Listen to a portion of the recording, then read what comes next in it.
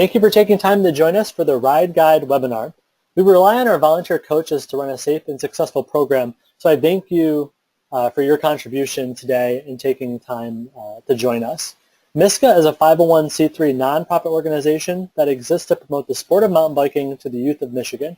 We organize a 6-race mountain bike series that's open to youth only, and we also do coach programming and a lot more. Our programs are open to students of all ages. Some as young as 4 have actually participated in our races. My name is Sean Warren, the President and League Director for MiSCA. I lead the organization through our day-to-day operations and also guide the board for our growth and to meet our strategic goals and the mission of the nonprofit. I want to introduce today's presenter, Heather McNamara. Heather is our Director of Coaching and has really taken the lead on implementing our coach programming this year. Heather, go ahead and take it away. Thank you, Sean, and thanks again to everybody for joining us. So before we get into the actual material, I want to explain a little bit what this webinar is going to entail. So the webinar is supplemental material to our Ride Guide Clinic, which is field work that we do with coaches on the trail. And having the webinar available to our coaches is going to allow the participants of the clinic to review their course material at their convenience prior to the clinic, and then anytime that they want to look back at it for reference after that. Hopefully that'll be a time saver for the coaches and also for us out on the trail. And ultimately, hopefully our goal is that you will get more out of the practical experience when we're together on the trail. So the first part of the webinar is going to cover preparedness, things that you will be doing as a ride leader to prepare for your season and to prepare for leading rides with your riders. We will cover what to do ahead of your practice season, some of the safety protocols, in addition to a little bit about how to run a safe practice and rides.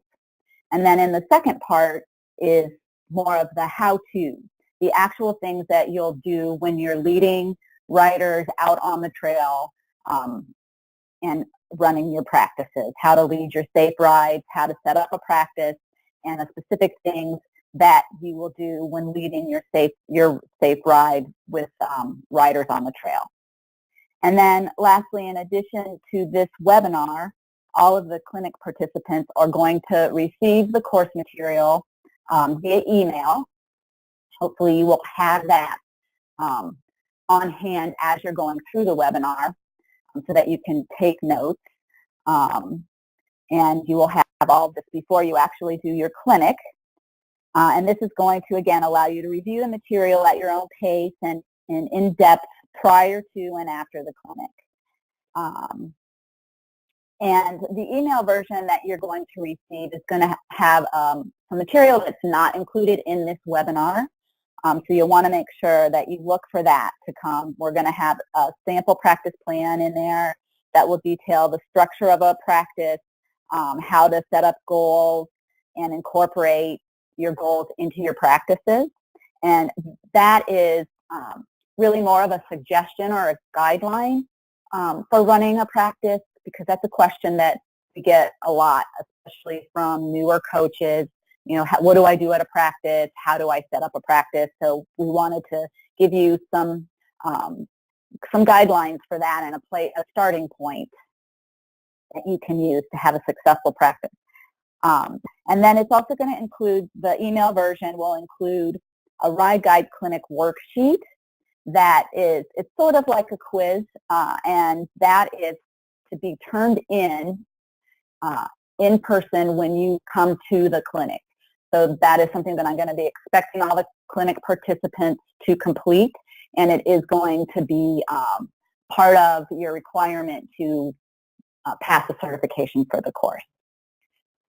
So, and then lastly, before I get started, what this webinar is not going to cover is we are not going to get into any of the skill clinic material in this webinar. We have split up our skills clinic for coaches from the Ride Guide clinic to make it a little more time convenient to be able to focus our time together on the trail more specifically. So we aren't going to be talking about the skills clinic or any of the material from the skills clinic in this webinar or in any of the material for the Ride Guide clinic. So I just wanted to be clear about that, that is a separate course that you need to sign up for if you want to take it. And the skill clinic is really what differentiates a level 3 coach from a level 2 coach. So with all of that being said, we'll go ahead and get started. So the role of the Ride Guide, there are actually numerous roles. So in addition to leading the ride, we're taking on the riders on a fun trail adventure, and we are responsible for keeping them safe and also dealing with and assisting with any emergencies that might occur on the ride. So some of the ways that we are going to do that is we want to make sure that we're prepared, and a big part of a Ride Guide is having basic mechanical skills. And just the nature of mountain biking dictates that there are going to be mechanical issues, so you want to make sure that you're prepared and that you have the knowledge and the tools available to you to deal with just your common basic mechanical issues. And so we've listed some of them here that you want to brush up on and just make sure you're comfortable dealing with any of these mechanical issues, because when you're out with your students, you are very likely going to be the one that is helping them with this, and it could be the difference between having to walk a bike out or getting a student, back to the trailhead on their bike. So things such as flat tires, front or rear. That rear tire is a little more complicated to deal with because of the cassette. So make sure we practice that. Broken chain, brake lever position, just basic loose bolts. Common areas to check are the pedals, the cleats, crank arms, headset, seat posts, etc. Adjusting the saddle position and height, forward and back, or the height of that. That's a very common thing that you'll see that needs to be adjusted. Brake pad, bent disc rotor, setting sag, maybe a little more advanced, but always good to have some knowledge on how to deal with setting sag. And there's a variety of bikes out there, different styles of shocks, and so you may be familiar with one suspension system, but not necessarily another suspension system, but just having a basic knowledge of that is going to be very helpful. So some good resources for brushing up on those mechanical skills, pinkbike.com, their Tech Tuesday section, or you can just do a search, and then YouTube. There are just numerous, endless resources on YouTube that you can do a search and find multiple videos on any of these mechanical repairs. And sometimes it's good to check out different videos on the same repair. Just for example, maybe changing a tire, because one video may demonstrate something a little bit differently than another, and you can get different tips or techniques from different videos. So those are some of the common mechanical issues that you should familiarize yourself with. And then to deal with those mechanical issues, you will be carrying a toolkit. So that is something that we expect all of our ride guides to have, is their own toolkit. As a ride guide, I've just gotten used to the fact that I carry a large pack with me now on every ride. And some of the common items that are going to be helpful in your toolkit, spare tubes. Even if riders, most of your riders are tubeless. You still need that tube if they tear a sidewall or have an issue with their tire. You're going to repair that by putting in a tube. And the 27.5-inch tubes are a nice tube to carry because they'll fit a 26-inch wheel and a 29-inch wheel. And you'll find that you'll have a variety of wheel sizes within any ride group. And so then obviously tire levers, a pump, a shock pump is nice to have. I don't carry a shock pump on my person, but I do always have it in my car.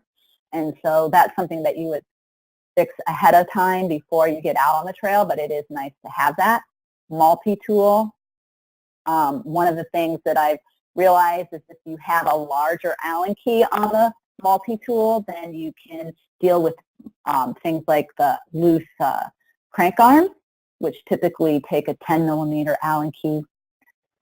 Chain tool to repair a broken chain, and I carry multiple sizes of chain links in my pack.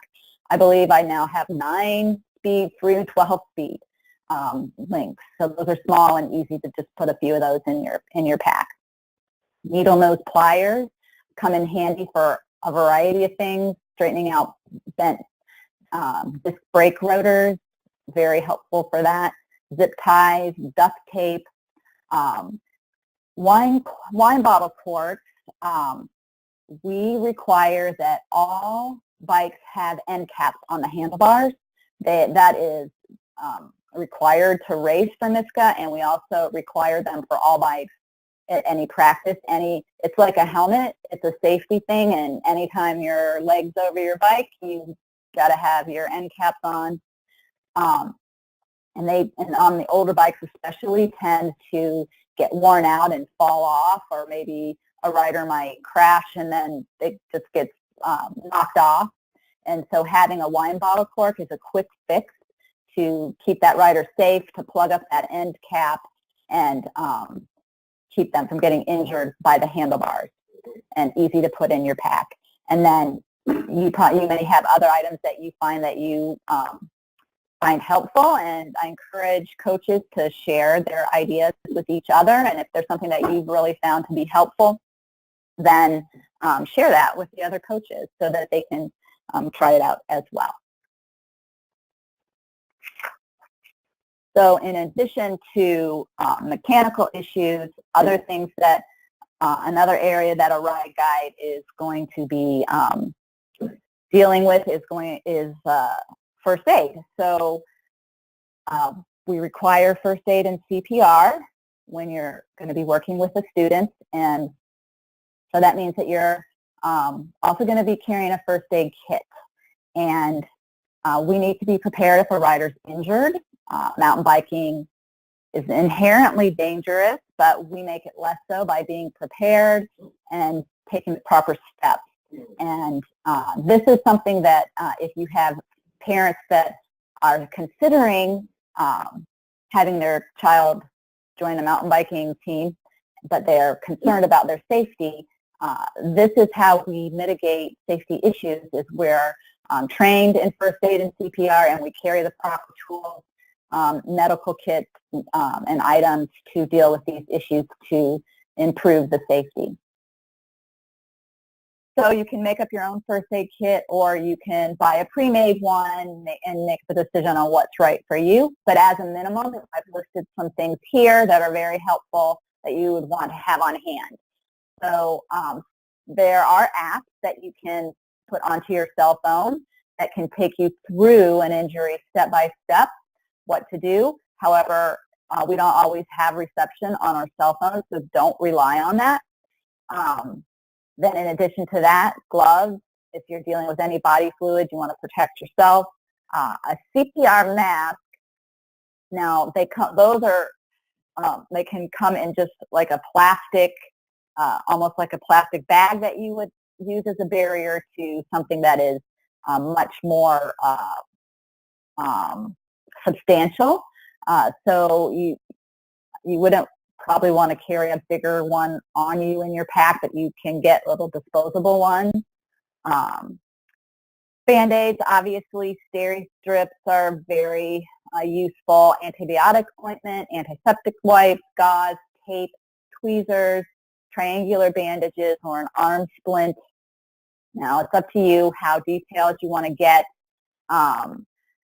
Triangular bandages, they don't take up a lot of room. Some people I've seen coaches that carry sand splints. That takes up quite a bit of room. So you make the decision what you need.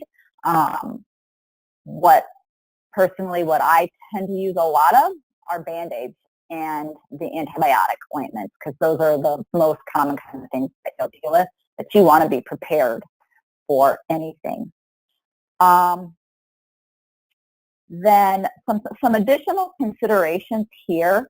I carry with me a contact list, and I consider it part of my first aid kit, but I always have a contact list with all of the emergency contacts of the riders that are with me, and so their phone numbers, the emergency contact phone numbers, and also the phone numbers of all of the coaches, because you never know which coaches you might be paired up with in a ride, and if you have an incident on your ride, you want to be able to get in touch with the head coach and whoever your coach is with your ride group, or possibly another coach that might be out on the trail that can come and pick up some of your riders or assist you in some way. So I consider a contact list with all of those phone numbers to be crucial to carry with you at all times. And in addition to that, on that contact list with your rider emergency contact, you should also have any relevant medical information. And you should just know this anyway with the students that you're working with if they have any medical issues, but it's nice to have it listed so that at any given point in time you have that information. And the critical things to be looking for here are bee sting allergies and asthma, because those are the two most common things that you'll deal with young riders out on the trail, or any riders really. And then the other thing that you want to know is if somebody that is in your group has a bee sting allergy or asthma, do they have an EpiPen or an inhaler, and is it on their person? So you want to make sure of that. Yeah? Quick question on this. So where Sure. would a coach get this information? Obviously, they don't want to survey every kid every time, and the kids might not even know some of this stuff. So how do you get the coach phone numbers? How do you get this medical information? Yep, that's a good question. So the head coach should be gathering all of that information from the riders at the start of the season. So when you're signing up your riders and you're explaining to them about SI play and all of that, you're also collecting their information, their medical history, relevant medical history. Obviously, we don't need to know if they had their tonsils out when they were 8, but relevant medical history and their emergency contact phone numbers. And so it would be up to the head coach to gather all of that information and then ensure that it's distributed to all of his coaches and that they have it with them. Great. And if you are, yeah, it's a good answer. If you are the head coach, you can get the information from Sports Illustrated Play. Even if you're not the head coach, you should still have access to all of the students and coaches on your roster. Yes, absolutely. That's very important. And chances are you'll never have to use any of that information, but when you do need it, you want to have it. So, and then I just to reiterate, two things here. Be discreet with students when you're discussing if you know that you have a student that has a bee allergy or asthma or something like that. We want to be considerate of their privacy and not be asking them about their medical issues in front of the entire group, but you will make a note of any medical issues that anybody that you have in your group has, and then find a moment before you hit the trail to talk to that person one-on-one and find out if they have their EpiPen, their asthma inhaler, whatever it might be, so that you can be confident that everything is cool with them. And you'd be surprised at how many times you have a rider that's got asthma, and they say, yeah, I have asthma, it's really bad in this kind of weather. And then you say, well, do you have your inhaler? Well, no, it's in the car. So you want to make sure that they bring that with them, because most of the time these are kids and they're not thinking about stuff like this. So it's up to us to think about it for them. So just to summarize the first part of this webinar, you want to be prepared. You want to have your toolkit, your medical kit with your medical info, and your contact numbers.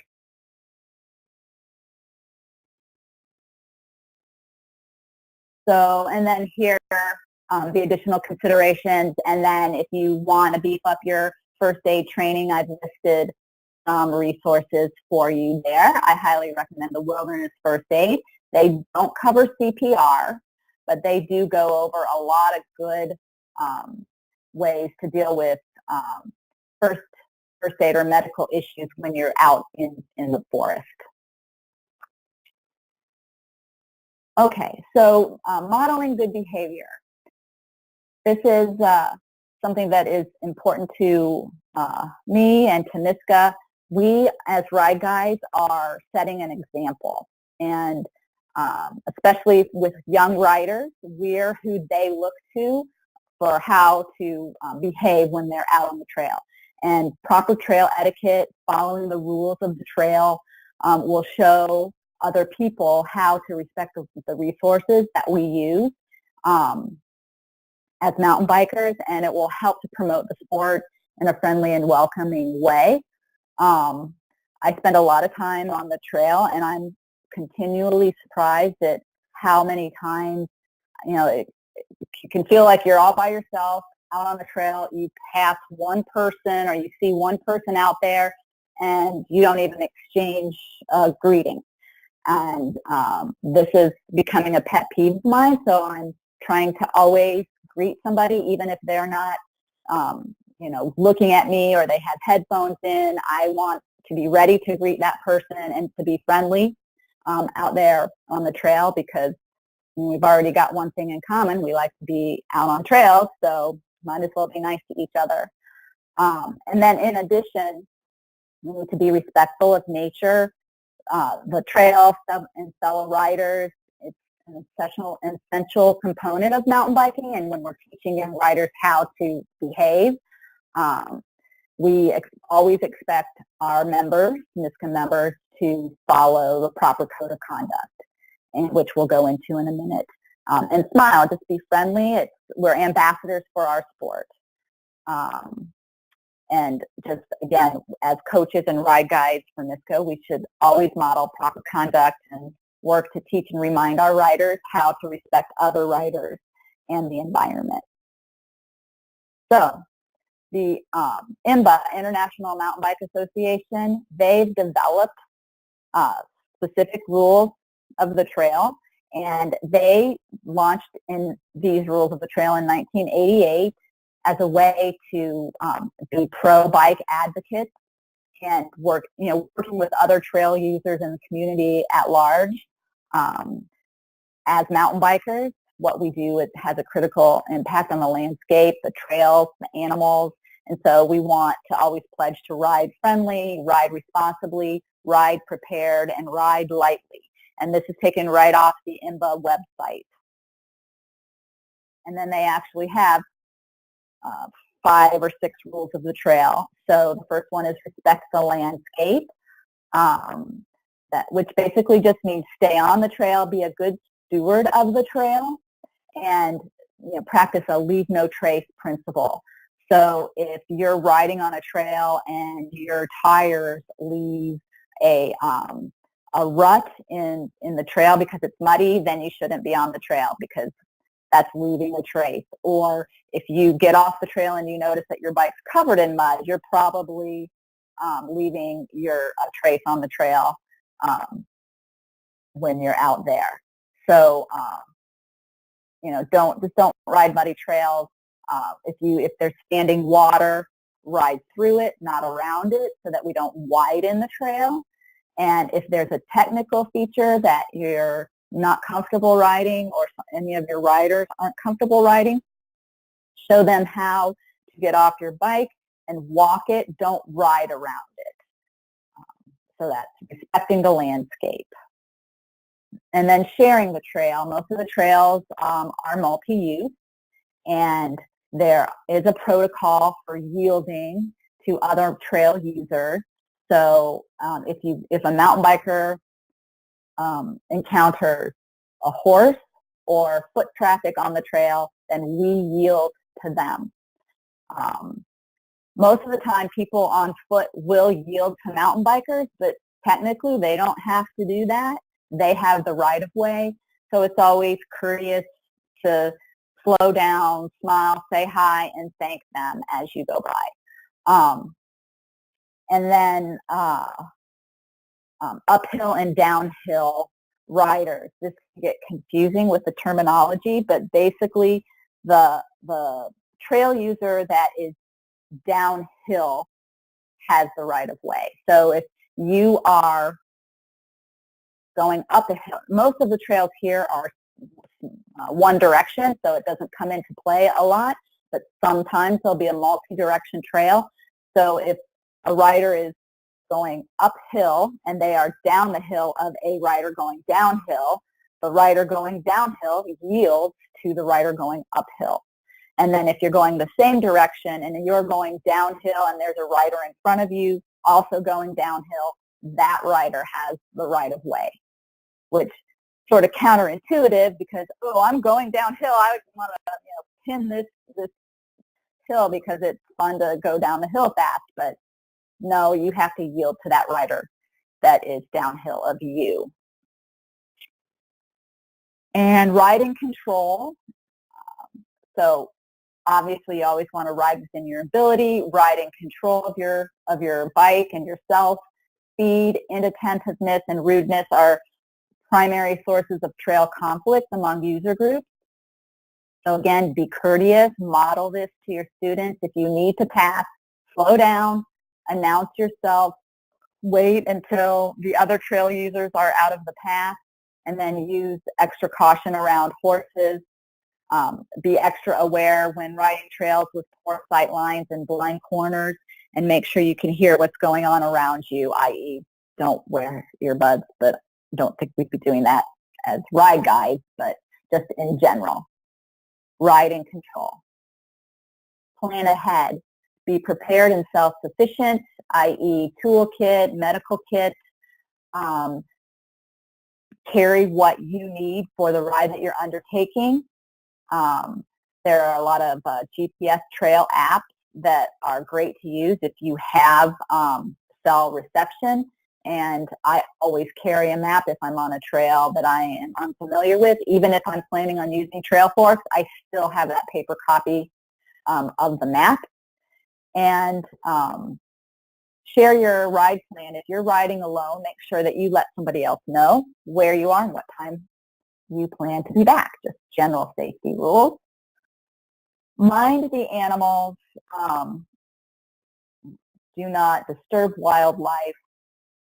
In some places, running cattle and disturbing wildlife are serious offenses that you can get fined for. If you are riding with your dog, find out what the leash law is. Be prepared to take care of your dog. Ensure your companion is obedient. You can read this on your own. It doesn't really apply to us, but this is part of the IMBA rules of the trail. Ride open legal trails. So poaching trails, building illegal single track, or adding unauthorized trail features are detrimental to our access, meaning mountain bikers' access to trail. Also, if you decide that you want to practice a rollover and you want to take some logs and you're building a rollover on the trail for your riders to practice, if it's not safe, it could be a hazard. So we don't do that. If If you want to improve a trail or add something to a trail, do it through the proper channels. Contact the park that you're working with, the trail coordinator. Don't just take that upon yourself because you think it's a good idea. Okay, so that's the IMBA rules of the trail. And just to summarize that, primarily be courteous and remember that you're a role model for the riders in your charge. Okay, so safety. Safety is always a top priority when leading groups on mountain bike rides, and especially for MiSCA. It is our top priority. And when we're considering safety, the role of the ride guide is that we need to perform our duty of care. And what this is just, it means that a duty of care is a legal term that states that it's a requirement that a person act with the watchfulness, attention, caution, and prudence that a reasonable person in those circumstances would use. And you can see my resource for that definition. So basically, our duty of care is what would a reasonable, responsible person in our situation do, and we have to live up to that standard.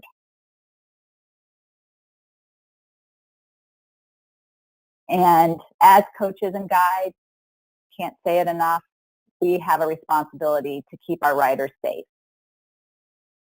And one of the ways we do that is we develop an emergency action plan. And the emergency action plan, or EAP, is crucial for quick and concise decision making if an emergency occurs. It is specific to the parameters of each ride, and we provide you with a general plan to develop an emergency action plan, and head coaches are responsible for their emergency action plan for their coaches that they are working with. And it's exactly what it sounds. What is your plan in an emergency? So first of all, once you have your emergency action plan, you need to make sure that your coaches are aware of it and what it is. And it comes from the head coach needs to develop this and make sure that your guides know it and understand it, and review it with your coaches and ask for understanding. And don't just do it at the beginning of the season, but you want to reassess it, revisit it constantly or continually throughout the season. It's going to depend on the point in the season. Is it early season or later in the season? What trail are you riding? What time of year, weather. All of those things will impact your emergency action plan. So it's a template and filled in a fluid manner per your specific situation as a coach. And we're going to go into more detail about emergency action plans in just a couple minutes. Managing risk. So this is another way that we keep our practices and rides safe. So inherent risks with mountain biking, and we do everything that we can to minimize these risks to keep our riders safe, but there's always a possibility that a rider is going to be injured. So we manage risk to reduce that possibility. We have our emergency action plan so that we can deal with an emergency in case one occurs. So risk management is reducing and eliminating risk factors that may negatively impact the safety of riders.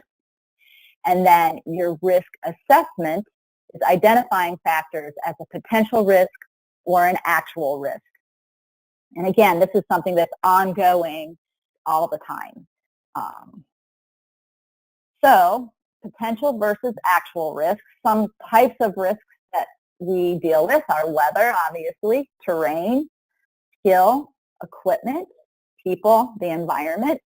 So we're looking, as ride leaders and coaches, we're looking at all of these risk factors and assessing them. Is it an actual risk? Is it a potential risk? And then we have to minimize the likelihood of a potential risk becoming an actual risk.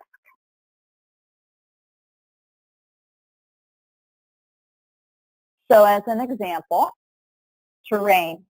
Terrain is always a potential risk. So we want to minimize the likelihood that trail difficulty will go from a potential risk where the terrain might surpass the rider's ability to an actual risk where a rider crashes or becomes unable to complete a ride because the terrain is too difficult. So we do this by selecting terrain that is appropriate for the skill level of our ride group. And so that's where it gets tricky, because you kind of go to the lowest common denominator, meaning you're going to have a skill variation among riders, usually within a ride group, especially earlier on in the season when you're kind of getting to know riders, and maybe it's been a while since some of the people that you're riding with have been out on a mountain bike. So there may be a broader ability split there.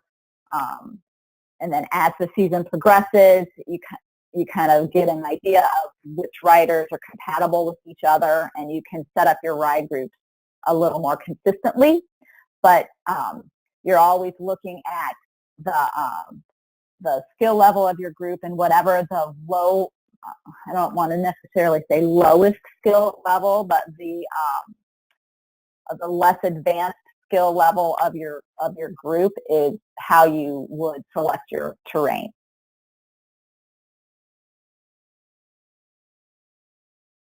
So then once we identify risks, we prioritize them based on how likely they are to occur and what the impact is going to be if that risk does occur.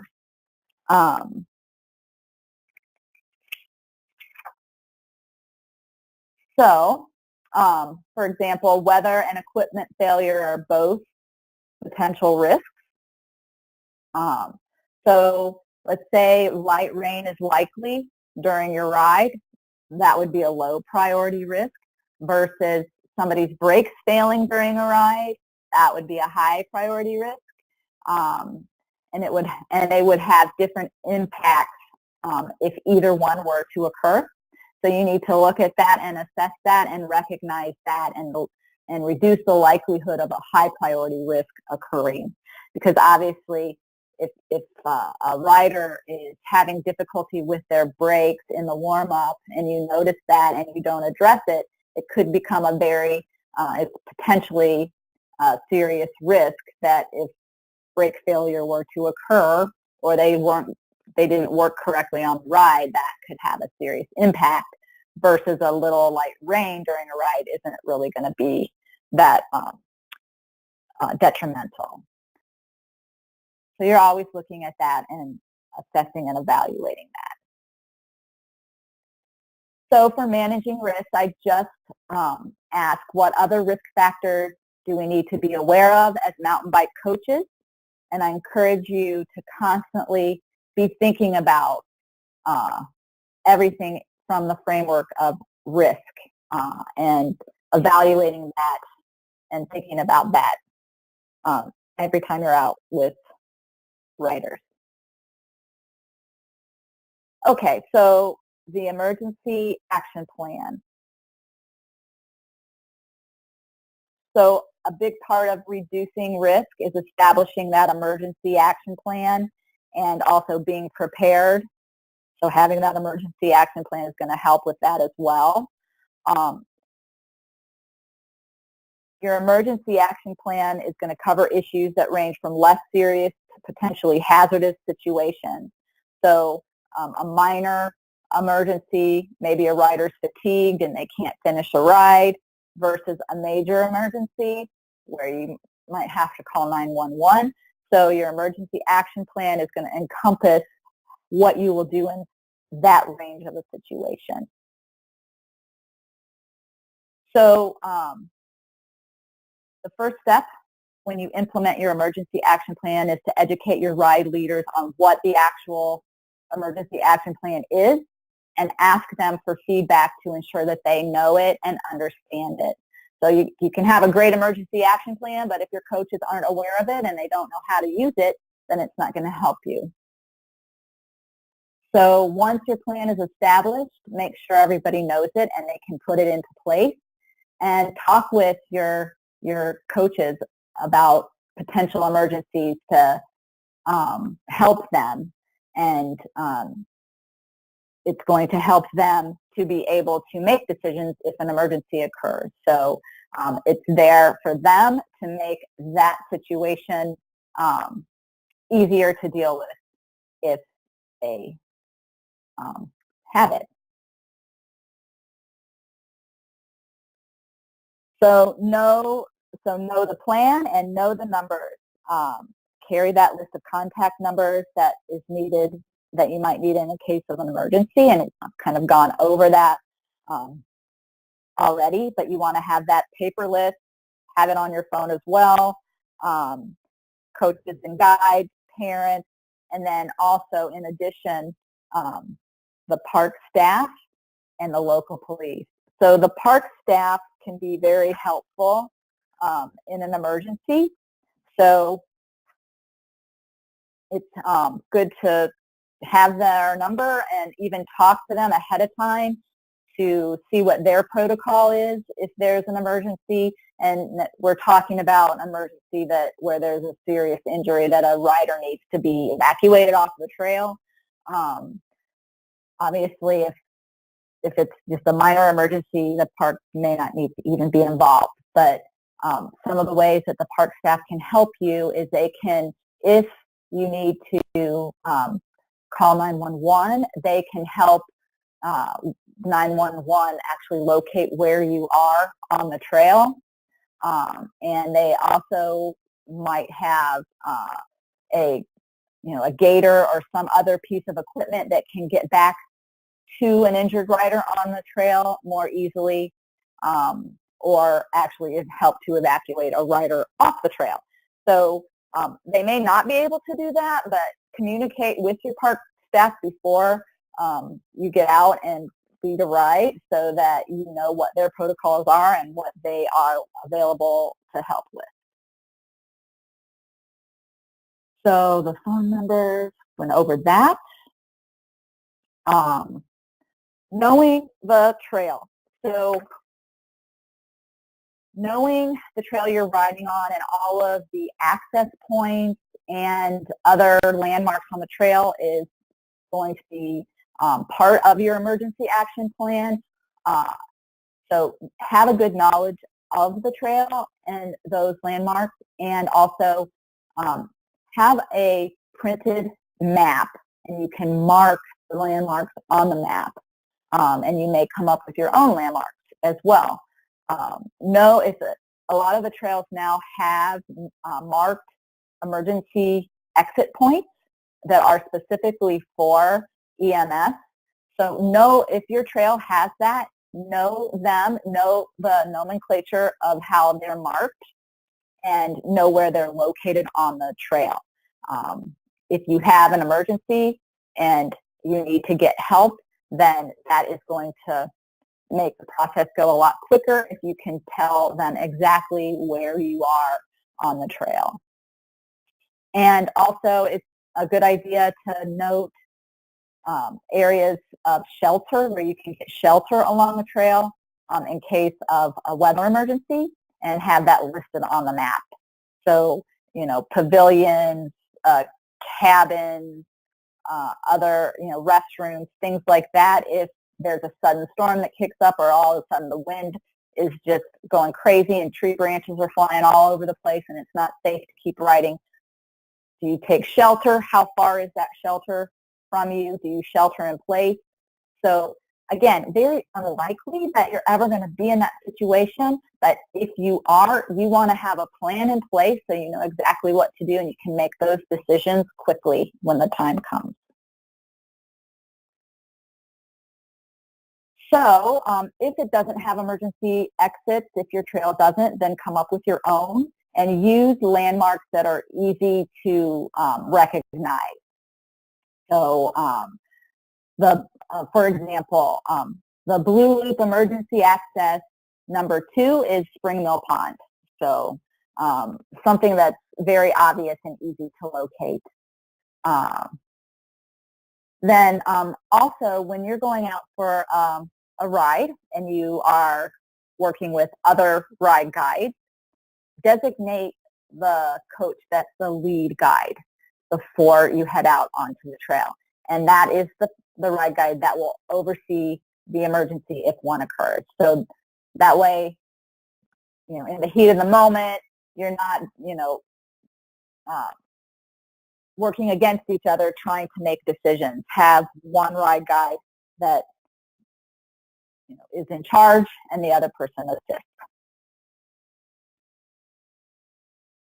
And again, know the plan. So have paper maps of your trail, note the landmarks, exit points on the map.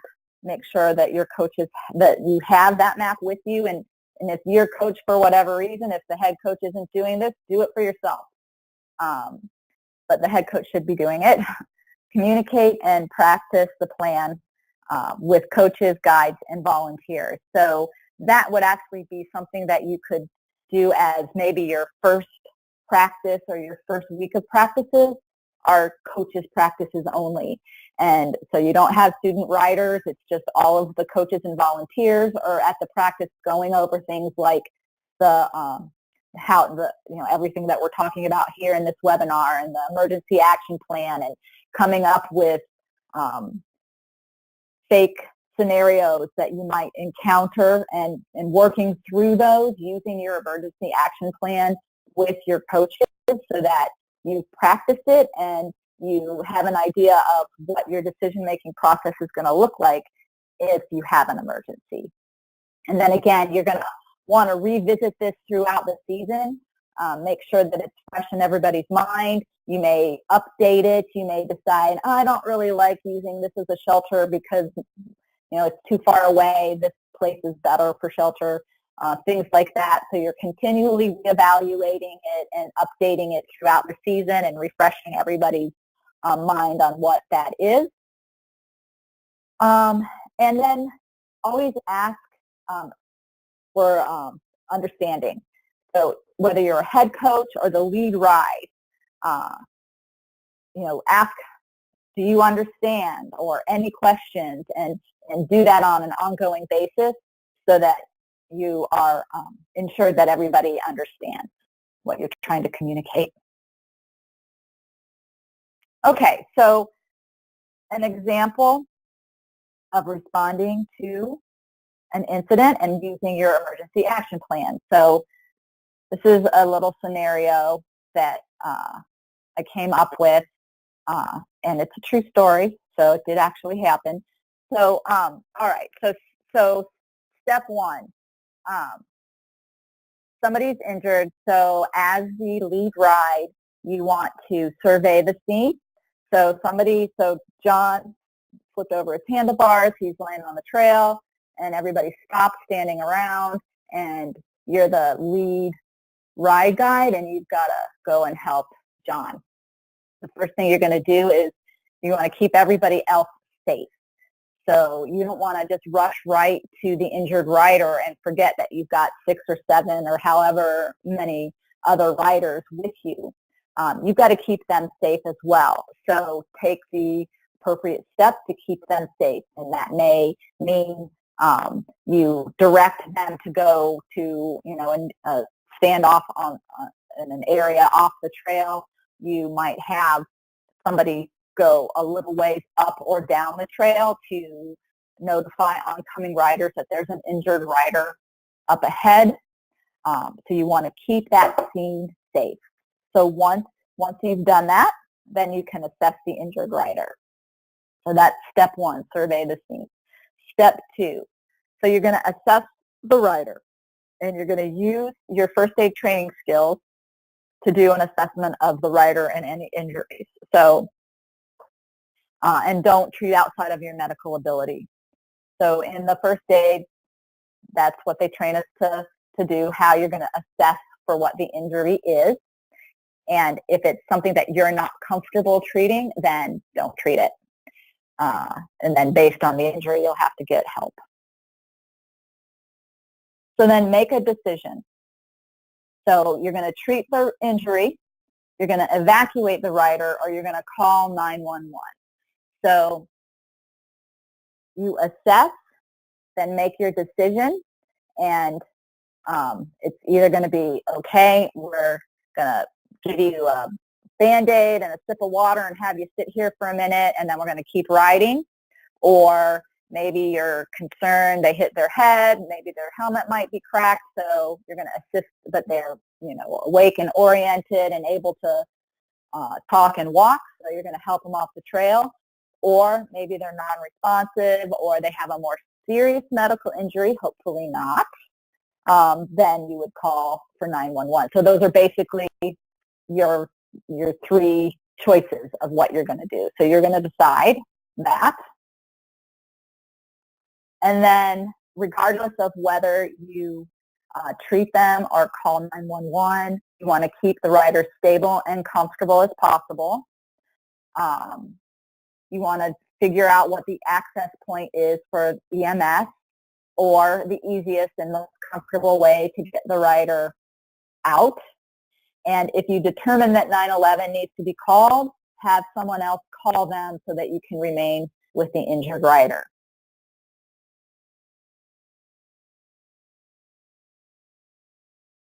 So making the decision continued. So use your judgment based on your assessment and your observation of the rider. And by this, I mean, don't rely on what Johnny tells you that he can do. Use your judgment.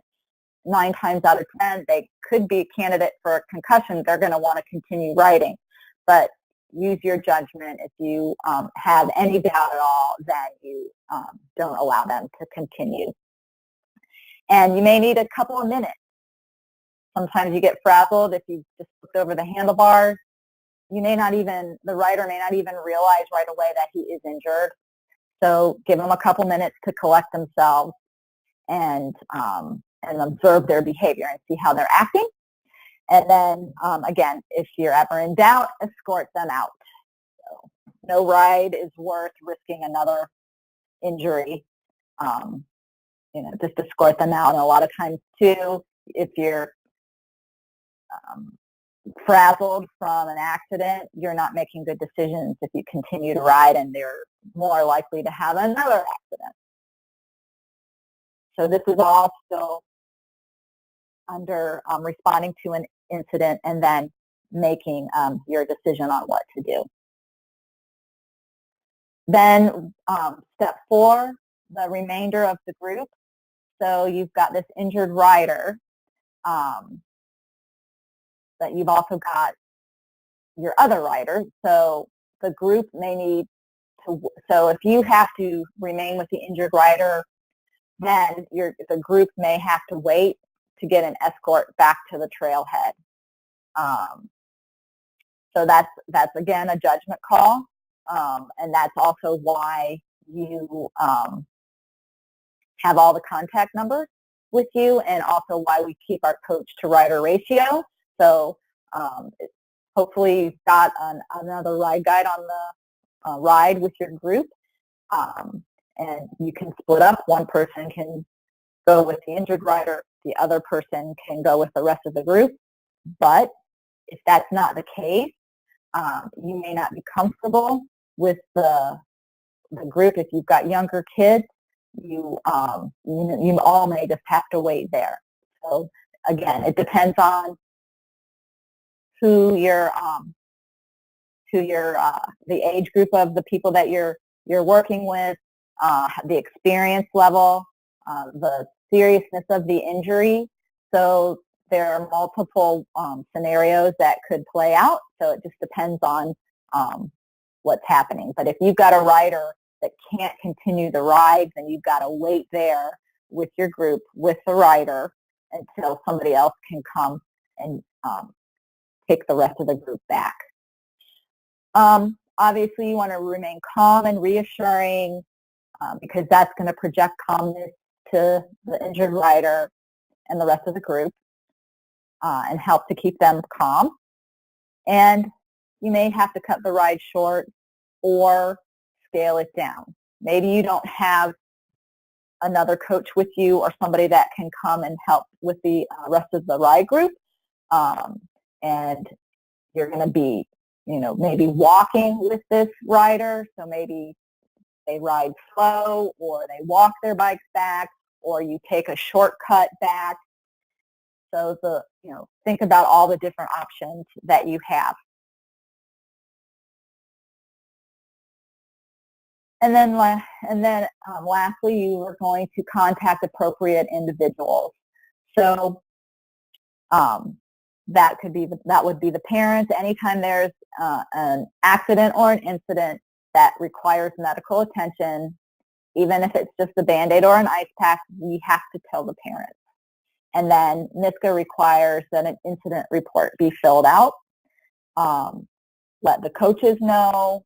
There may be an incident report required by the school. If you're a scholastic team, the park may ask for incident reports. MiSCA, as I mentioned, we require one. So that's why you need to contact all of those entities ahead of time and know what their policies are. And with the parks, so it may not seem like that big of a deal, but if the park wants to know that when there was an incident and we don't inform them of it, that can jeopardize our access to the park and also jeopardize our insurance. So it's important that we follow the protocols and that we are aware of what they are. And then obviously parents should be called as soon as possible. Sometimes they don't need to be called right away. If it's not that serious, you'll just talk to them when they come to pick up their rider. But the parents, if it's a serious injury, obviously you're going to call them as soon as possible. And other entities may not need to be notified until later, until after you've filled out that incident report or whatever. And then again, just know the requirements for reporting injuries that require medical attention. And the MiSCA incident report is available under the Forms tab on our website.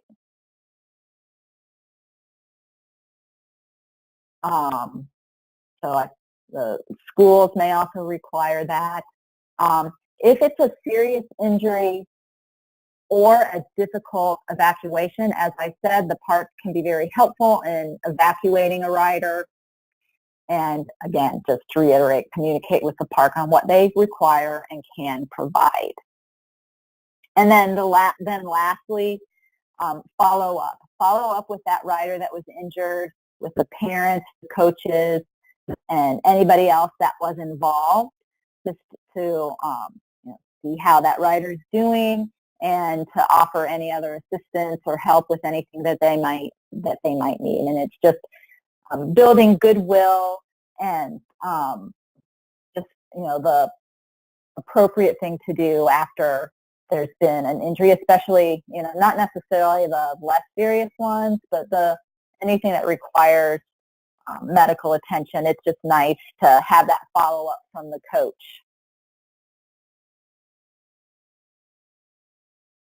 Okay, other types of emergencies, we have non-medical emergencies, such as weather, riders getting lost, and coaches might get injured as well. So part of your emergency action plan is going over with everybody how you're going to deal with those non-medical types of emergencies.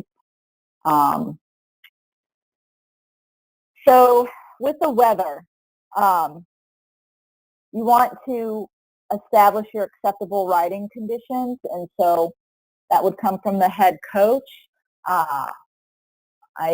A lot of times the scholastic teams will go with whatever the athletic department's weather policy is, which I believe is thunder or lightning is a 30-minute delay, and then after 3 delays, it's canceled or something like that. I don't know, but look into that and make sure that you have a plan. Lost riders, again, well, just to backtrack, having, for the weather emergencies, having pre-planned spots along the route to take shelter is important, and then talking it over, when to take shelter versus when to continue riding, and then what do you do if there is no place to take shelter?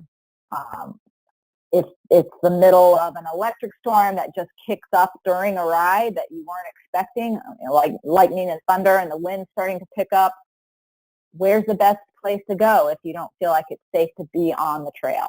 Do you want to go in an open field if there's lightning and thunder? No. So where would you go instead? Those kind of things, just talk about it. And it's a judgment call. The weather emergencies are judgment calls. So having those parameters help the coaches make those safe decisions. And then also lost riders. What do you do? What is the plan? What's the protocol if a rider is lost? So consider telling riders to wait on the trail if they're lost, while the group backtracks to rejoin them. Also, you can have a designated meeting spot, kind of like when you take the family to Disneyland. Hey, if you get separated from the group and you can't find us, go meet here. That way, have a public meeting place that's nearby that okay, we've been looking for Susie for 10 minutes, we can't find her, let's go check the meeting spot. So that would be something that you would have planned at the beginning of the season, and that's part of what you communicate to everybody. And then a coach injury. So really the best way to deal with this is just having multiple guides with you, and adhering to our coach-rider ratio. So if you're injured, if you're the only coach with a group and you get injured, you're going to need to figure out a way to get your riders back. Hopefully that's not going to happen. If you've got an additional guide with you, with your group, then that's very helpful, because they can take the riders back and you can hobble yourself back to the trailhead. And those are some ways to handle the non-medical emergencies that you might encounter. All right, so other ways that we reduce risk, equipment checks that are going to be ongoing throughout the season for all of your riders, and that includes coaches. Ongoing skill assessments for your riders, because obviously their skill is going to be progressing throughout the season, or maybe not in certain areas, and so you want to assess that as you go along so that you know what your riders are capable of doing. Choosing terrain that is appropriate for your skill level of your group. Maintaining the coach-rider ratio of 1 to 6. Communicating safe practices early and often to staff and riders, and discussing and modeling safe behavior, proper trail etiquette, expectations, and responsibilities of guides and riders on all rides. Okay, so to summarize the emergency action plan, you want to know it, you want to share it, and you want to use it. And that's how we're going to best fulfill our ride guide duty of care, manage risk, and get that emergency action plan established and in use. Okay, so now we're going to go into a scenario, which is just a made-up situation that you would be likely to encounter at a practice or while leading a ride. So I'm going to go through the scenario, and then we'll take a minute to think about what the answer would be. Okay, so you're leading a group of 8 middle school students on a practice ride. and you have an untrained adult volunteer assisting as your sweeper. The weather forecast calls for light rain within the time frame of your ride. You want to get the ride going quickly in order to complete the ride before rain begins. During the warm-up, you notice a rider's helmet is loose on her head and not secure. So what is the best way to proceed? Okay, so you've got 8 middle school students, yourself as the ride leader, and a sweeper. So you observe the rider's helmet is not that loose and that it is buckled, even though it is sitting crooked on her head. The rider states that's how she always wears it. You decide to get the ride started ASAP so you can finish before the rain and position the rider behind you in the ride line so you can watch her and ensure her helmet stays on.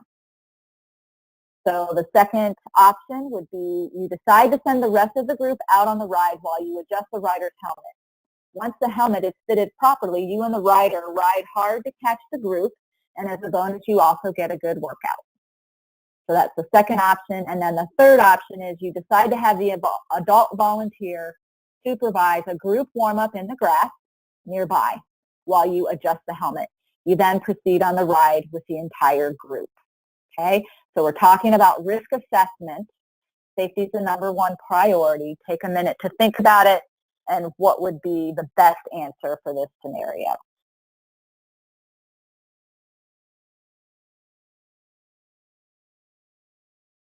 Okay, so the correct answer is 3.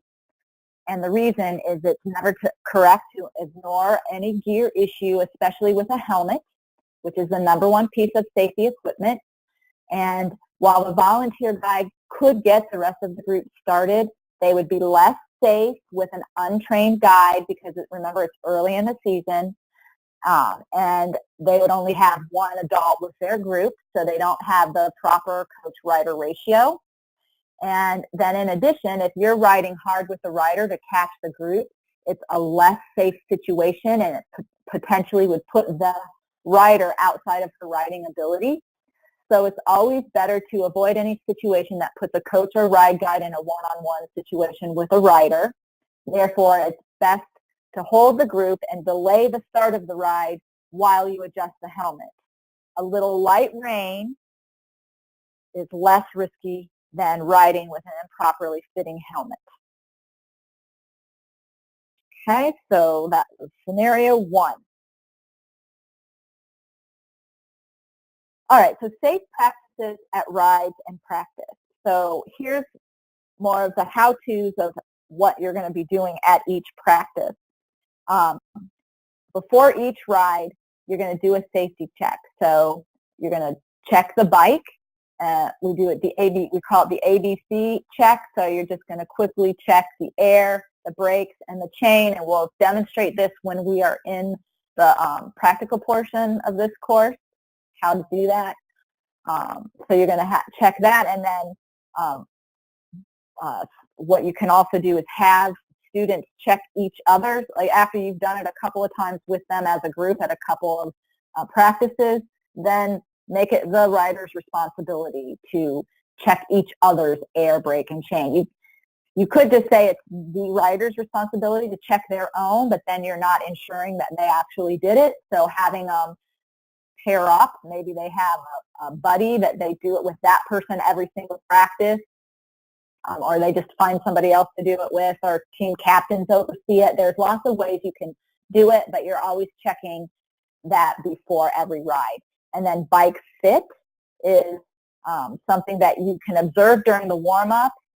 Don't just send them off to warm up, but kind of monitor them and notice if anybody's seat height looks wrong, too high or too low. Can they reach the brake levers? Are they in a good position, not too stretched out or not too upright? Those are things that you can be observing at every ride. And then their gear. Their helmet, is it fitted properly? Their shoes and their pedals, appropriate clothing, it's not impeding them in any way.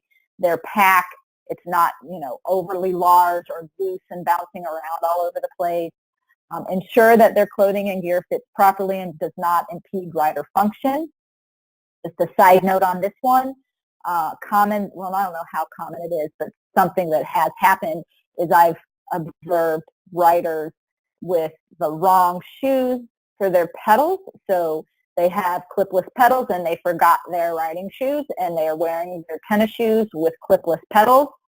That is something that you do not let that rider ride in that situation, because that is not safe to have the wrong shoes with the for the type of pedal that is on the bike. That pedal-foot connection is extremely important for control of your mountain bike. And if they do not have the right shoes for their pedals, they aren't going to have a good pedal-foot connection. Food and hydration.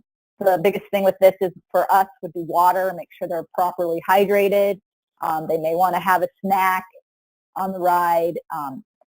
Always good to carry that anyway, just in case. And as a guide, you can have extra water and snacks for people. And then you yourself as the guide want to make sure you have your contact list, your toolkit, your medical kit with your relevant medical history. You're aware of any medical needs. And as I mentioned, a lot of the safety check is just observe in the warm-ups and drills, and then you address anything that looks out of place. And really take a look at their helmets, clothing, and any rider that might be having difficulty for any reason. Maybe their bike's not shifting is another thing that happens, or they don't have the right amount of air in their tires. So we're looking at all of that before we ride.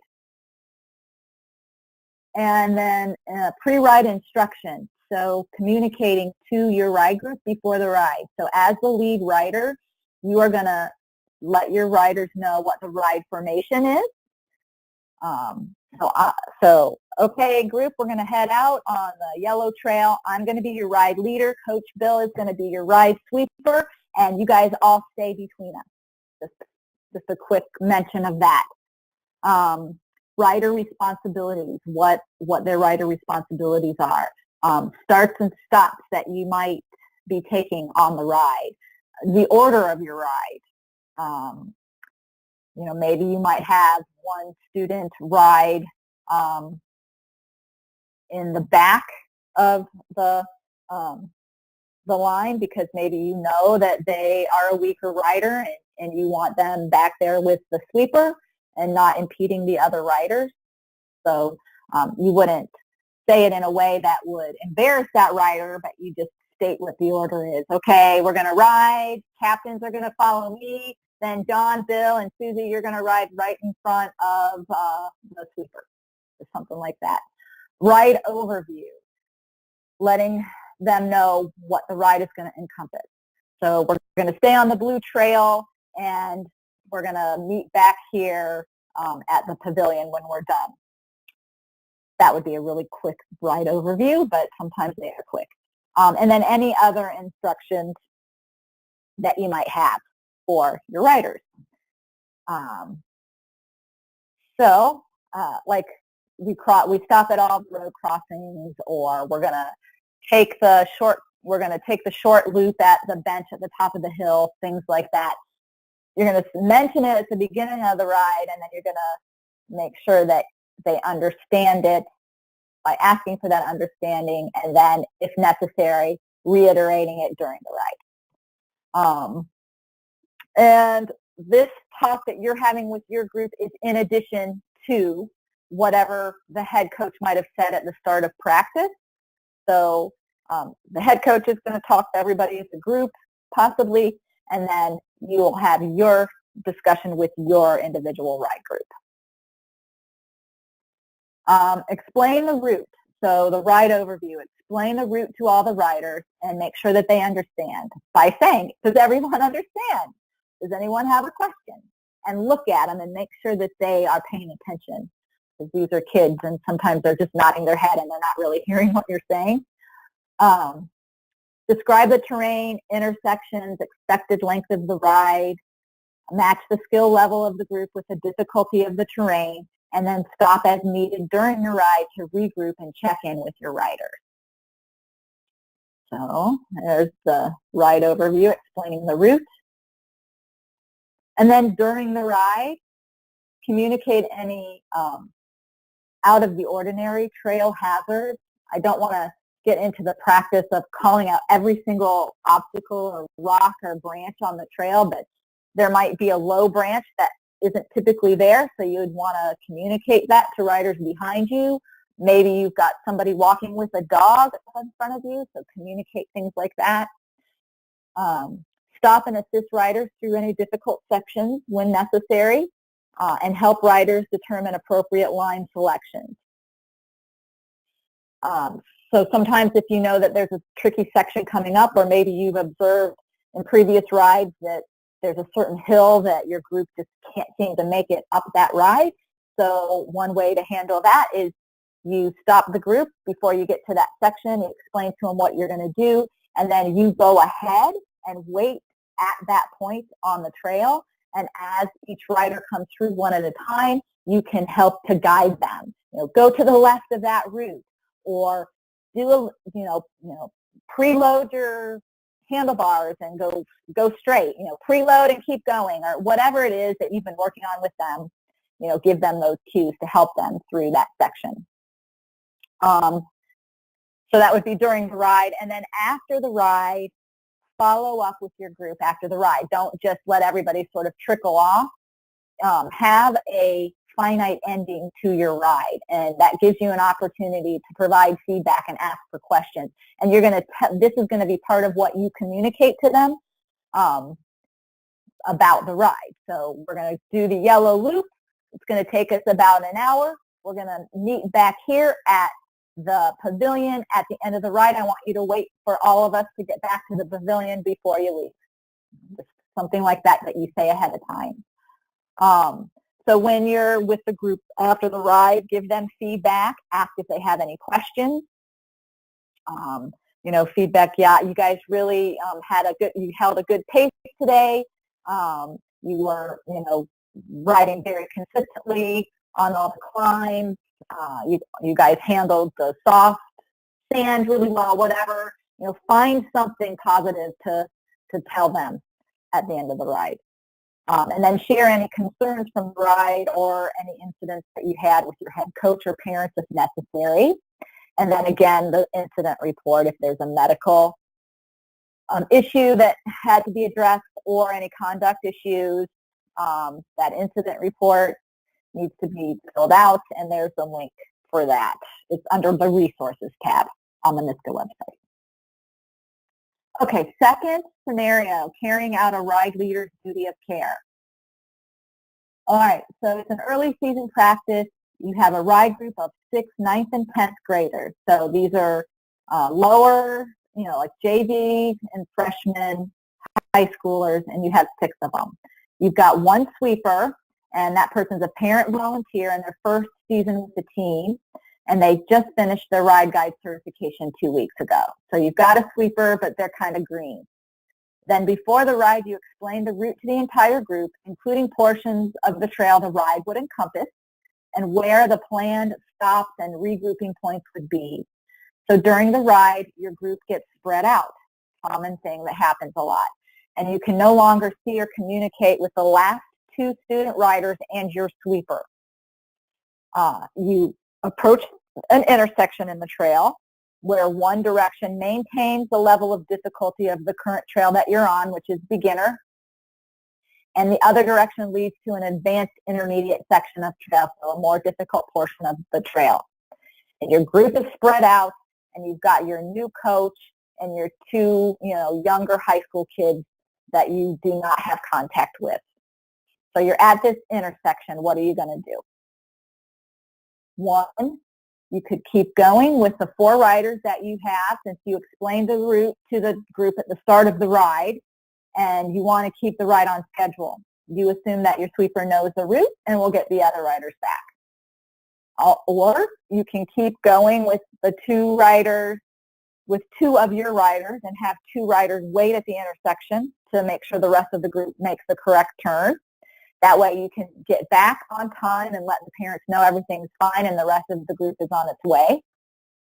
Or you can wait with all your riders for the entire group to get to the intersection, then proceed on the planned route once the group is back together, which will take a little bit longer. So think about that, and what's the best answer for that is 3. So the reason you want to wait for the entire group is that you don't want to assume that your sweep will make the correct turn, or that the remaining riders that you aren't in sight of are even still with the sweeper. Maybe the sweeper fell behind and the 2 riders reach the intersection before the sweeper and they take the wrong turn on their own. Then you're really messed up. And in addition, you don't want to leave student riders alone on the trail. That's not a situation that we want to have happen. So you avoid that at all costs whenever you can. They may not have the understanding, the experience, or the judgment to make decisions for the group on their own. And the safety of the entire group is your responsibility. So the best choice is to wait at the intersection for everyone to make the correct turn. Okay, safety rules. So these are just rules that you're constantly reminding everybody about. So rider spacing. So we measure distance between riders in time versus distance. It's easy to say, oh, stay, 2 to 3 bike lengths apart, but it's actually safer to use time and the 3 to 6 seconds between riders. And the reason that we do this is it provides enough reaction time, regardless, of the speed. If you are riding faster, then the reaction time decreases. So having just a finite distance of 2 to 3 bike lengths is not going to give as much time to react as at a faster speed. So it's always best to say 3 to 6 seconds. And then you can teach them how to gauge that is by having them count how many seconds it takes them to pass a specific landmark after the person in front of them passes it. So when Johnny passes this tree, you need to be 3 to 6 seconds behind him passing it. It's a little abstract, but I think if you cover it enough that they'll get the idea. And if you talk about why it's better to do it that way, it'll help them to understand and to do that.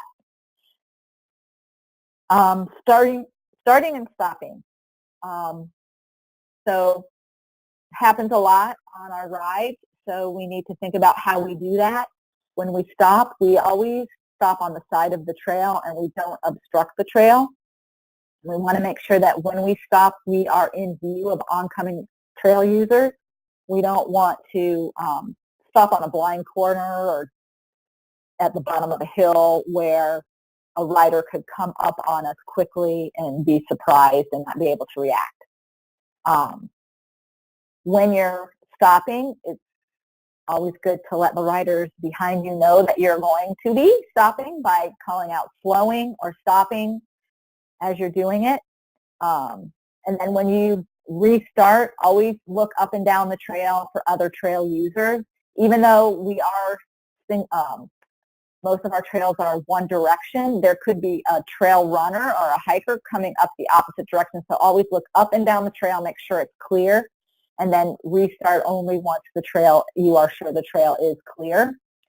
If you're getting to restart and you see some riders coming up behind you, let them pass. Don't try to hurry and get your group back onto the trail so that you can get on the trail in front of them. Let those people pass and give them a few seconds to get up ahead of you. Chances are, unless you're with like the varsity group, you're not going to be faster than them anyway. So let them pass and then continue. It's just the courteous. Always err on the side of courteous. And ride in control. Ride at your own pace. Don't ride outside of your ability. Yield to other riders in a safe manner and as a group. And downhill riders have the right of way. And so I am calling this out continually when I'm leading a ride group. And when we restart after stopping is a good opportunity to do that. Like, okay, trail's clear, let's get going. Ride at your own pace, stay in your ability, let's go. Just something quick like that, but it's continual, it's constant, so that we're really just beating it into their brains, basically. So you're reiterating that all the time. And then be courteous. If you're passing a slower rider, communicate that you're going to pass that person, ask for the pass, and then the last person in your ride group is going to let that person know that they are the last rider. So just be really friendly and nice. Navigation rules. We always wait at confusing or unfamiliar trail junctions. Something I tell my group, that if we come to an intersection and I haven't said that you're going to turn, you just keep going in the same direction. And so nothing said, straight ahead. And that's an easy way to just remind them of that. And then after you make a direction change, stop to make sure that everybody in your group makes the correct turn. Don't assume that they know to turn off on the shortcut or to not turn off on the shortcut or whatever it is. Wait and make sure they all do it. Because as soon as you don't do that, somebody's going to make a wrong turn, and then you're going to regret that you didn't wait. So just wait. Okay, the last scenario, making decisions as a sweeper. So you're on a 1.5-hour practice ride with a group of student riders, and it's a late season ride on your usual practice trail. There are 5 riders, a lead guide, and you are the sweep. During the ride, the last rider begins to fatigue, and you and the rider are a significant distance behind the rest of the group. The rider wants to continue but needs frequent stops to rest. You notice he is winded and has run out of water. Temps are in the 80s, and you are a half-hour ride from the trailhead but are resting at an exit point, which is a quarter-mile walk or easy ride back. You consider walking out with a student, but realize the ride leader is unaware of your situation and believes you are still sweeping the ride. So, this is a true story. It actually happened. And having riders fatigue in the heat is a common thing. So, hopefully you have a sweep, or you have 2 coaches on with your group, so that at least you have somebody there assisting you. But what are you going to do? You've got this kid that really shouldn't continue riding. He's more and more tired, and you've got a ways to go to get back. So how are you going to deal with that? So you can wait until the rider feels able to continue and then proceed on the trail to finish the remaining half-hour plus of the ride. You can exit at the trail access point with the rider and walk or ride easy back to the trailhead. Call the ride leader to let them know you are no longer with the group.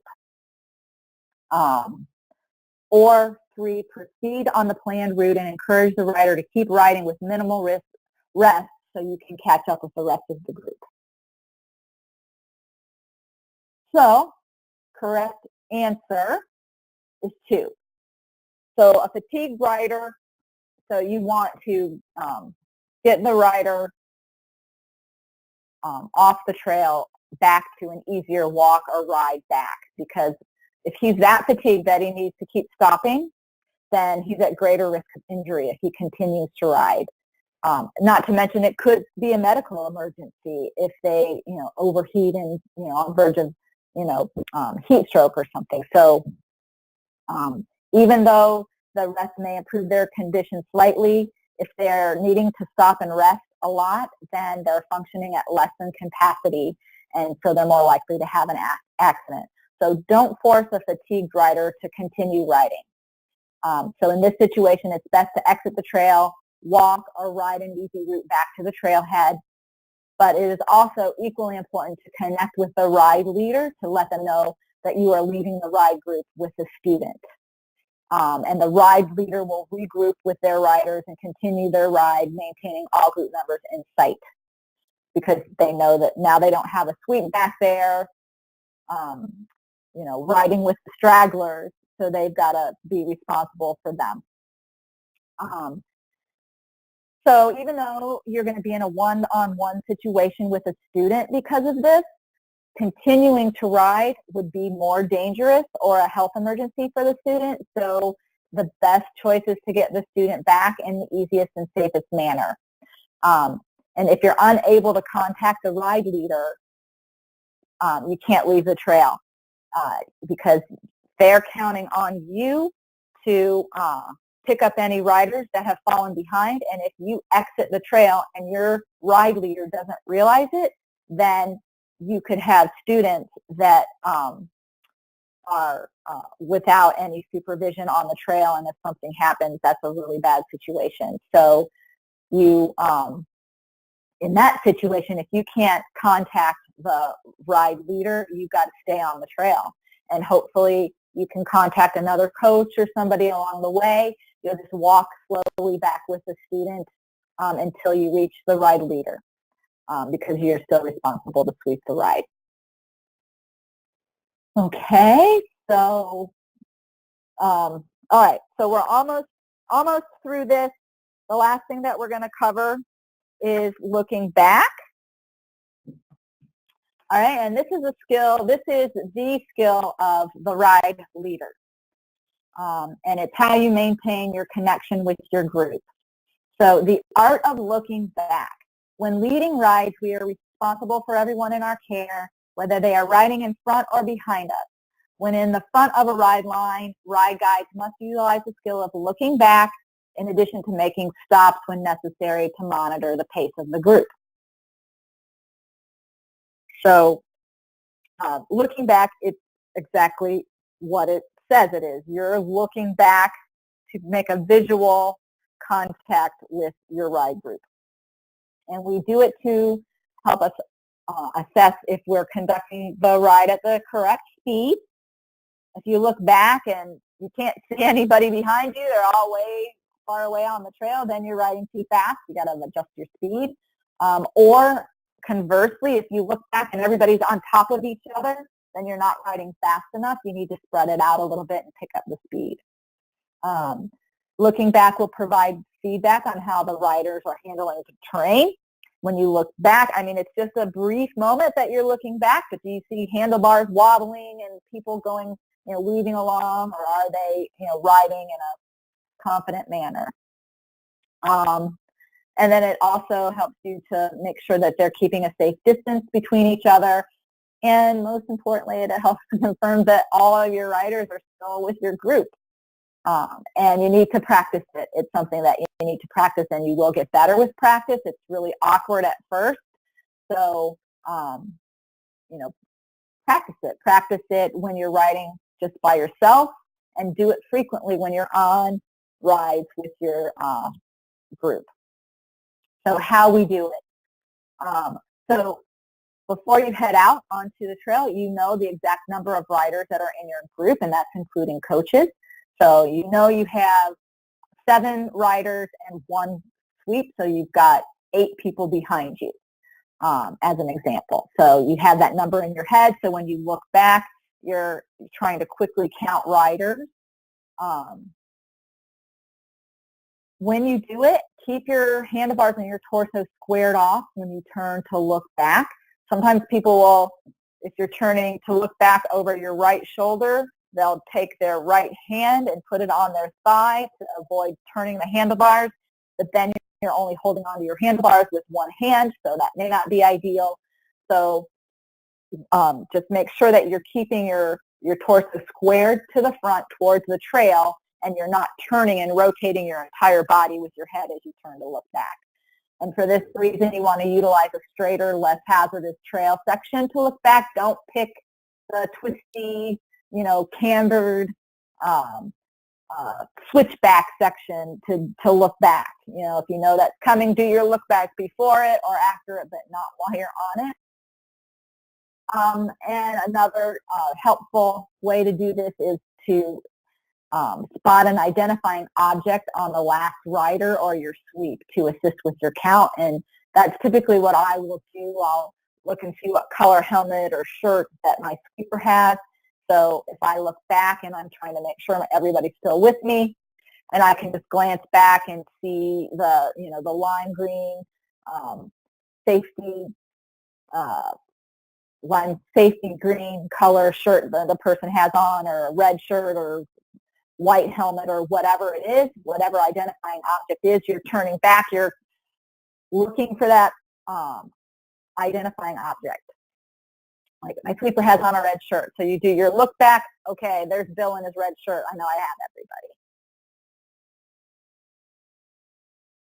And then from making connections, in addition to looking back, we are going to be doing regular stops, and this is something it's going to be different if you're working with elementary, middle school versus fourth year varsity riders, obviously. So use your judgment, but regular stops is going to help you keep that connection with your group to be able to regroup, and then also assess how everybody is doing.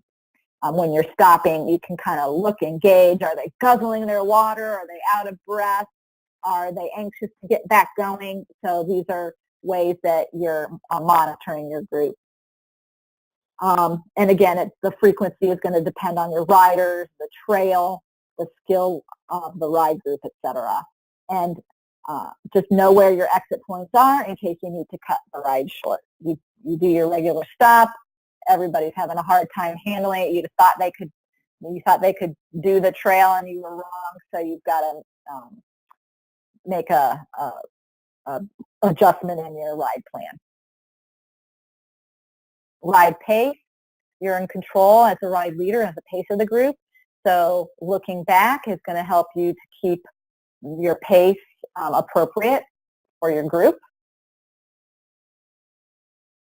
And then lead rider is sweep. So as the lead guide, sometimes you may choose to ride as the sweeper and put your helper guide in front. Or maybe you are the only coach with your group, and then you would ride as a sweep. A lot of times the riders that have the most trouble are at the back of our group, and so it's helpful to have the coach back there. Also, as a coach, I will do this and have the ride group switch shoes right in front of me so that I can observe their riding, give them coaching points while I'm right behind them. You can monitor the weaker rider, make sure they're not falling off the back of the group, and provides the opportunity for verbal cues and motivation. You can possibly place a more experienced rider with good judgment as a lead rider, like maybe it's one of your captains. But if you do that, give them good and detailed instructions. Don't assume that they know to stop at all the road crossings. Make sure you're telling them, okay, so, John, I'm going to have you lead the ride. I'm going to ride as a sweep, so make sure you stay on the yellow trail. You're going to stop at every road crossing and wait for the entire group before you proceed. That also helps you to make sure that they are still on the right trail and that the group is still together. And when you're giving instructions, just in general, don't bombard your students with verbal cues and instructions. I try to think of 3 things in a very brief way to say it, and I'll emphasize, the top 3 points. So, for example, keep the group in sight, stop at the roads, and stay on the blue trail. You don't want to go on and on with instructions because then they're not going to retain anything. And don't assume anything. I made this mistake that they knew because I was in this very situation, and I always stop at all the road crossings, wait for the entire group. So when I put a student rider at the lead of the ride, I figured we stop at road crossings all the time. He's going to stop at the road crossing, and I get there and they're not there. So I had a brief moment of panic when I had no idea where my ride group was.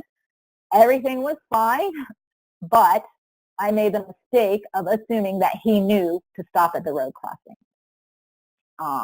And that was a risky assumption. All right, and again, you want to have that wrap up with your group at the end of the ride to conclude the ride. Take a few minutes to follow up with the group, and you've told them ahead of time, we're going to meet at the picnic table at the end of the ride so that they know. Don't try to yell it to them as they're all exiting the trail. Go to the picnic table, because they're not going to hear you. They're not going to do it. You got to tell them ahead of time and probably during the ride as well. And then discuss topics relevant to the ride. Give them positive feedback.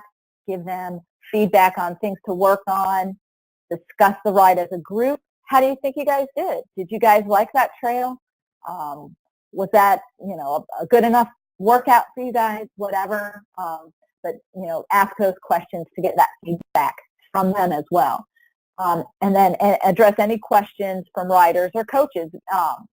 Have your helper coach, the other ride guide that's with you, bring them into the conversation, because they likely have very good input about the ride as well. And then try to get a rider impression of how things went. Was it scary, too hard, too easy, fun, whatever. And this will help to provide closure and a finite ending to your ride. And always end on a positive note and be encouraging. Great job, everyone. See you next week. And that concludes the webinar for our Ride Guide Clinic. Again, thank you so much for volunteering and for being a safe ride leader and coach. And I will see you out there on the trail. Awesome. Thank you, Heather, for leading us through this. I assume that all of the coaches will appreciate not going through this in person without being able to pause or anything like that.